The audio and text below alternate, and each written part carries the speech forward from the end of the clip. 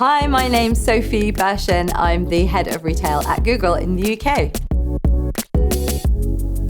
So in order to benefit from AI, I think there are a few foundations that retailers need to get in place. The first is having amazing data, because it's data that ultimately will fuel the algorithms, and being able to access that to get those algorithms working better, whether that's business data or customer data, that's really important. The second thing is getting everyone in the organization pulling in the same direction. Are the data teams talking to the marketing teams, or buying and merchandising, and everyone working together on these use cases? The third thing is testing and learning, so the algorithms improve and you can apply it to the business. Others who are kind of slower to get off the ground will find that their competitors now have the capabilities to pull ahead a lot faster than ever before. So I think that will completely change the landscape of which companies are still with us and who thrives in the future. For more information, subscribe to Think with Google's YouTube channel.